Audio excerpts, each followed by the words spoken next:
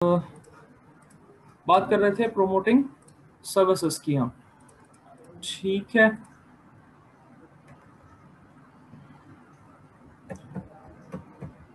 तो सबसे बड़ा जो पॉइंट है वो हमने क्या कंसिडर किया, वर्ड ऑफ माउथ, जिसकी वजह से आपकी सर्विसेज हैं वो आपके डिफरेंट कस्टमर्स के जरिए दूसरे कस्टमर्स को अट्रैक्ट करेंगी। ओके जी, आगे बढ़ते हैं। सर्विस मार्केटिंग स्ट्रेटजी किस तरह से आप इम्प्लीमेंट कर सकते हैं इसके अंदर।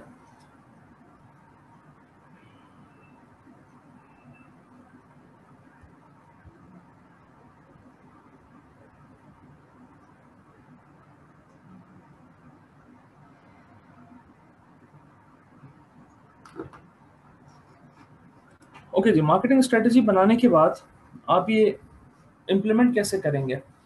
देखिए, सबसे वही जो प्रोडक्ट की स्ट्रेटजी की इम्प्लीमेंटेशन है उसी से रिलेटेड आप स्ट्रेटजी इम्प्लीमेंट करेंगे मार्केटिंग से रिलेटेड, सर्विसेज से रिलेटेड भी। फॉर एग्जांपल, आपने सबसे पहले ये देखना है कि उस एरिया में, अच्छा फिर एक और बात कर लूँ मैं, फिर आगे कंटिन्यू करता हूँ कि सर्विसेज के अंदर आप एरिया वाइज अपनी मार्केटिंग स्ट्रेटजी को भी चेंज करते हो। मैं फिर रिपीट कर रहा हूँ, सर्विसेज के अंदर आप एरिया वाइज भी अपनी मार्केटिंग स्ट्रेटजी को चेंज करते हो। जैसे फॉर एग्जांपल, अगर किसी एरिया में कोई कंपटीटर नहीं है ज़्यादा, तो आप वहाँ पे हाई प्राइस चार्ज कर सकते हो। ऑलरेडी बहुत सारे कंपटीटर्स वहाँ मौजूद हैं, तो मजबूरन आपको लो प्राइस पॉलिसी अडॉप्ट करनी होगी और उसके बाद ही आप प्रोडक्ट को इंट्रोड्यूस करवा सकते हो उस एरिया के अंदर। तो सबसे पहले आपने ये देखना है कि आपका जो इंट्रोडक्टरी स्टेज है, यानी जब आप नई सर्विस लॉन्च करते हो, तो वहाँ पे आप किस तरह से उस सर्विस के लिए कस्टमर्स को अट्रैक्ट करोगे। सबसे पहले मार्केट सिचुएशन को देखो, लोग नीड क्या है वहाँ पे। अब जैसे ये फाइबर ऑप्टिक सर्विसेज है, वो लोगों की नीड है कि उसमें ज़्यादा हाई स्पीड इंटरनेट है, जिसकी वजह से प्रॉब्लम नहीं होता। तो मार्केट सिचुएशन आप एनालाइज करो सबसे पहले। तो मार्केट सिचुएशन से मतलब क्या है, वहाँ पे कोई कंपेटिटर मौजूद है या नहीं है, करने के लिए तैयार हैं आपके लिए। ठीक है, लोगों की नीड का लेवल क्या है, राइट। और क्या वो प्रोडक्ट आपकी, जो भी आप प्रोडक्ट उसको ऑफर कर रहे हो, वो किस कैटेगरी में आती है, राइट। आप ये देखोगे कि आपकी प्रोडक्ट जो है वो किस कैटेगरी में, जैसे वो बेसिक्स में आती है, कंफर्ट्स में आ रही है, लग्जरीज में है, किसके अंदर है। आप जैसे इंटरनेट सर्विस की बात करें तो इंटरनेट सर्विस अब बेसिक रिक्वायरमेंट बन चुकी है। ठीक है, वो ना कंफर्ट है ना लग्जरी है, नीड है। सब किसी की नहीं है, डेफिनेटली आपका काम रुक सकता है, आपकी क्लासेस रुक जाती हैं। तो अब ये सर्विस जो इंटरनेट सर्विस मिल रही है आपको, ये सर्विस अब नीड में जा चुकी है, कंफर्ट्स और लग्जरीज में नहीं है। किसी ज़माने में ये कंफर्ट और लग्जरीज में कंसिडर होती थी। लास्ट में बेटा मैंने कैटेगरी लिखा है, कैटेगरी। अच्छा, fit product to market, again depend करता है कि आप जिस एरिया में, जिस मार्केट के अंदर अपनी सर्विस ऑफर करने जा रहे हो, क्या वो उस मार्केट के अकॉर्डिंग है या नहीं है। वही बात है कि लोगों की परचेजिंग पावर कितनी है, उससे रिलेटेड क्या लोग पे करने के लिए तैयार भी हैं।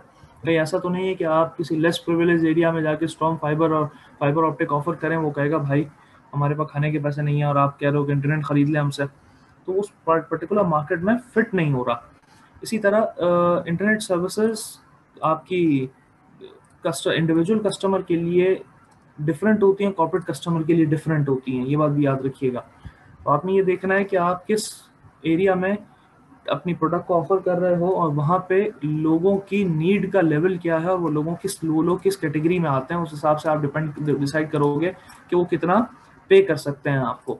और अपने रिसोर्सेज भी देखोगे डेफिनेटली कि आप जिस एरिया में जा रहे हो, जिन लोगों को आपने ऑफर करना है, वहाँ पे आपने अपने कौन से रिसोर्सेज डिप्लॉय करने हैं। ठीक हो गया, ऐसा तो नहीं है कि वहाँ पे रिसोर्सेज ज़्यादा रिक्वायर्ड हैं। जैसे कुछ एरियाज ऐसे होते हैं जहाँ पे लोगों की रिहाइश ज़्यादा होती है, गुंजान आबाद इलाके हैं, वहाँ आपको सर्विसेज के लिए टावर्स भी ज़्यादा लगाने होते हैं, क्योंकि वहाँ मोबाइल फ़ोन यूज़र्स भी ज़्यादा होंगे। ठीक है, रेजिडेंशियल एरिया है प्योर, तो वहाँ पे आपको उस अकॉर्डिंग देखना पड़ेगा। इसी तरह वायरिंग होती है, कंसील्ड वायरिंग पे चलना है, ओपन वायरिंग पे चलना है, अंडरग्राउंड वायरिंग होती है, कौन से रिसोर्सेज डिप्लॉय करने हैं वहाँ पे, ये देखना पड़ता है। सेकंड ग्रोथ स्टेज है।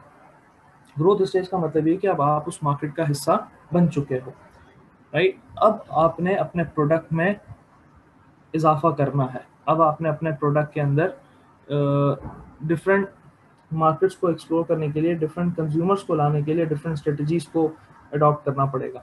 ये बिल्कुल ऐसे ही है जैसे मेरे मेरे इलाके में जिस सर्विस गया होगा मुझे इनसे लिए हुए, लेकिन ये 2 साल हो गए, इनफैक्ट 2 साल से मैं इनकी सर्विसेज ले रहा हूँ। ठीक है, जिस स्पीड पे वो मुझे प्रोवाइड करते हैं और जिस अमाउंट को सर्विस प्रोवाइड करते हैं, मैं उससे हाईली सेटिस्फाइड हूँ। उनको प्रॉब्लम नहीं आता। अगर लाइन जाती भी है तो उनके पास बैकअप अवेलेबल होता है, अमूमन मसला नहीं होता क्लासेस के अंदर। तो जब आपका कस्टमर एक ऐसे लेवल पे आ गया, वो कोई तजर्बा करने के मूड में है और ना वो उस सर्विस से एक लेवल नीचे आने के मूड में है, तो अब आपने उसी लेवल के ऊपर उसको सर्विसेज देनी है और वहीं पर उसको रिटेन रखना है। As soon as this service continues, as soon as I am satisfied, मैं आने वाले 10 साल तक भी ये सर्विस चेंज नहीं करूंगा जो मुझे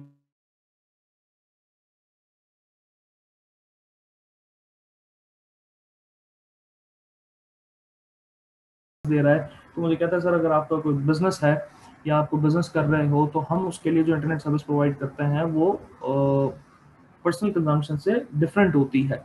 तो अगर आप ये अवेल करना चाहते हैं तो आप भी हमसे रब्ता कर सकते हैं। तो उस सूरत में जब आप एक लेवल पर पहुंच जाते हो, फिर आपके पास इनोवेशन का मार्जिन बहुत कम रह जाता है सर्विसेज के अंदर। प्रोडक्ट में तो आप कुछ भी कर सकते हो, उसमें तो कोई पूछने वाला नहीं है आपको। ठीक है, तो उसमें तो आपके पास मार्जिन होता है कि आप प्रोडक्ट चेंज कर रहे हो, फ्लेवर चेंज कर दो, पैकिंग चेंज कर दो। लेकिन यहाँ पे आपके पास मार्जिन नहीं होता, क्योंकि कंज्यूमर यूँ समझ लीजिए पहाड़ की चोटी पे खड़ा हुआ है। जहाँ आपने उसको हिलाया वो नीचे गिर जाएगा, और वो गिर गया तो गया समझे। ठीक है, अब उसको दोबारा से उठाना बहुत मुश्किल होगा नीचे से। तो वहाँ पे आपको उसको उसी लेवल की सर्विसेज अनइंटरप्टेड और कंटिन्यूसली प्रोवाइड करनी है। जहाँ पे उसको प्रॉब्लम क्रिएट हुई वो शिफ्ट कर जाएगा दूसरे कस्टमर, दूसरे सप्लायर की जानिब। एक सेकेंड रुकिएगा सर। तो मैं बात कर रहा था आपसे कि जब आप किसी पर्टिकुलर मार्केट में एक दफ़ा पेनिट्रेट कर जाते हैं, एक दफ़ा अपनी प्रोडक्ट उनको ऑफर कर देते हैं, उसके बाद फिर आपकी कोशिश होती है कि उसी मार्केट में रहते हुए आप मज़ीद कंज्यूमर्स को, मज़ीद क्लाइंट्स को अट्रैक्ट करें। उसके लिए नॉर्मली जिस तरह आप फूड पैंडा ने किए स्टार्ट किया था, हो सकता है उससे पहले भी किसी ने किया हो, कि आप रेफ़र करें। जब आप रेफ़र करेंगे तो आपको उसका फ़ायदा मिलेगा। ये उबर करीम वालों ने भी किया था कि आप रेफरल कोड प्रोवाइड करें। जो फर्स्ट टाइम यूज़र होगा, जब वो हमारी सर्विस अवेल करेगा, तो उसका फ़ायदा रेफ़र करने वाले को भी मिलेगा।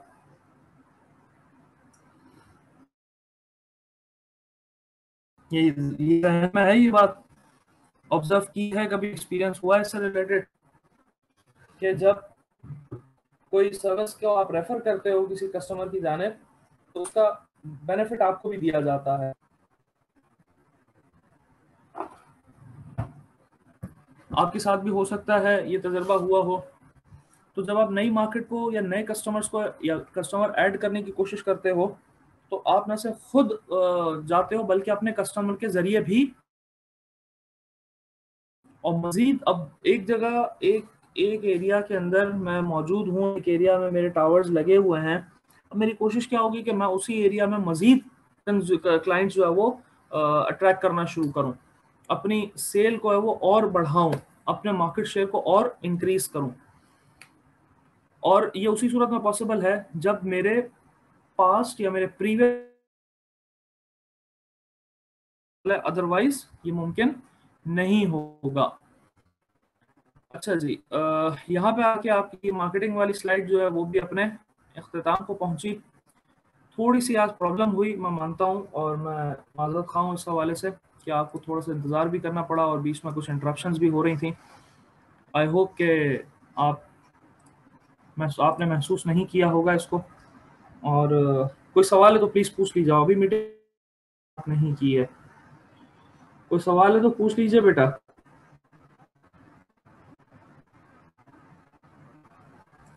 जी बेटा, एनी क्वेश्चन प्लीज पूछ लीजिए।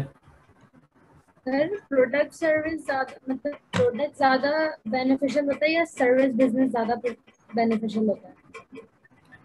देखिए, डिपेंड करता है कि आप किस तरह की प्रोडक्ट या सर्विस दे रहे हो। हाँ, अगर आप बेनिफिशियल से का वर्ड मैं रिप्लेस करके ये कहूँ कि कौन सा कौन सा मोड जो है वो ज़्यादा रिस्की है, तो याद रखिएगा वो सर्विस रिस्की होता है। सर्विस में you have to be very conscious. ठीक है, प्रोडक्ट में मैं फिर वही कह रहा हूँ कि चल जाएगा, थोड़ा बहुत मार्जिन ऑफ एरर होता है, सर्विस में नहीं होता। और सर्विस में ही सबसे ज़्यादा डिससेटिस्फेक्शन होती है, ये भी बड़ा मसला है। तो आपको ये देखना पड़ेगा कि आप जिस लेवल को टारगेट कर रहे हो, जिस कस्टमर को टारगेट कर रहे हो, वो कस्टमर आपसे कितना सेटिस्फाइड है, या आपकी उस पर्टिकुलर सर्विस पे कितनी ग्रिप है। बस सिंपल इज दैट। अगर आपने उस पर प्रॉपर रिसोर्सेज अप्लाई किए हुए हैं, आपकी प्रॉपर ग्रिप है उसके अंदर, तो definitely you will not face any problem, और कंज्यूमर खुद भी आएगा, दूसरों को भी लेकर आएगा। Okay sir, thank you.